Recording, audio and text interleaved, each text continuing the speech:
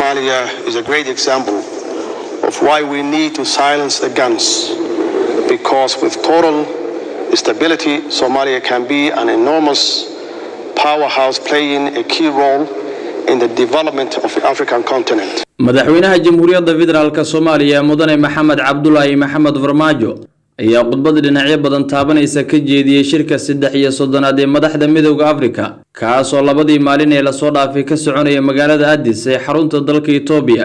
Madaxweynaha Soomaaliya Maxamed Cabdullaahi Farmaajo ayaa ugu horeyn u mahad celiyay shirguddoonka meertada 33 isagoona intaa kadib gudagalay hadal jeedintiisa kulanka. Madaxweyne Farmaajo waxyaabaha uu diiradda ku saaray khudbadiisa waxaa ka mid ahaa cunaqabateynta hubka ee saaran Soomaaliya, la dagaalanka argagixisada caalamka, qorshaha kala guurka ee ciidamada AMISOM kaga baxayaan Soomaaliya, in la helo ciidan Soomaaliyeed oo awood u leh inay hantiyaan amniga Soomaaliya, iyo in Soomaaliya ay tusaale u tahay in qoryaha la dhigo.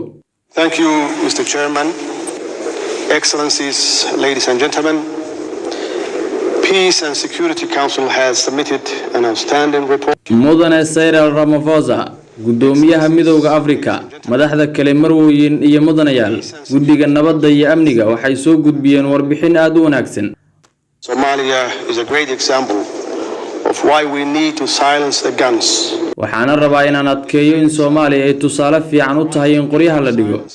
Because with total stability, Somalia can be an enormous powerhouse playing a key role in the development of the African continent.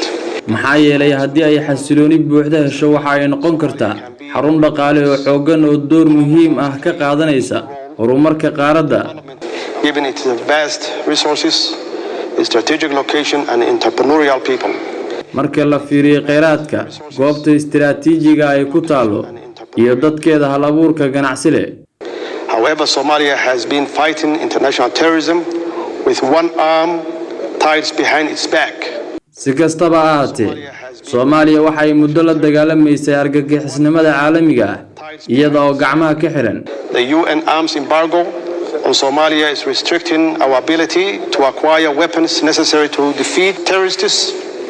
cunaqabateynta hubka ee qaramada midoobay ee Soomaaliya waxa ay xadidaysaa awoodii aan ku heli lahayn hubka lagama maarmaanka u ah in laga adkaado argagixisada.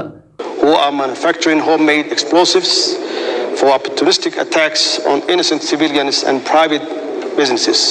kuwaas oo qaraxyo guryaha lagu sameeyo la beegsada muwaadiniinta aan waxba galabsan iyo ganacsiyada gaarka loo leeyahay. As part of our security transition plan, iyadoo ay taasi qayb ka tahay qorshaha kala guurka amniga. Somalia is committed to take full responsibility for its security from AMISOM. Soomaaliya waxa ka go'an inay si buuxda mas'uuliyadda amnigeeda ugala wareegto AMISOM. And this will require a better equipped Somali National Army able to respond to the threat.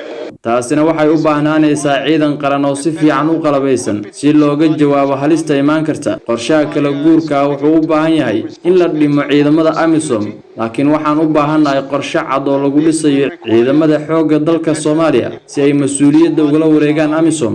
waxaan mar walba abaal uga haynaa ciidamada AMISOM sida ay naftooda noogu hureen. dadaalkaasina ma noqon doono hal bacaad lagu lisay.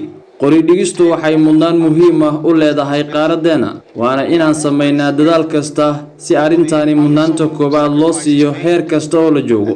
Afrika way qurxoon tahay, waxayna leedahay kheyraad iyo fursadda ugu weyn ee horumar marka la barbardhigo qaaradaha kale dhammaantood.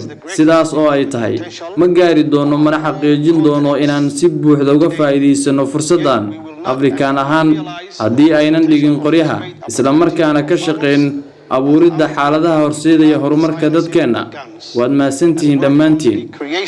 Create the conducive conditions for our people's development. I thank you.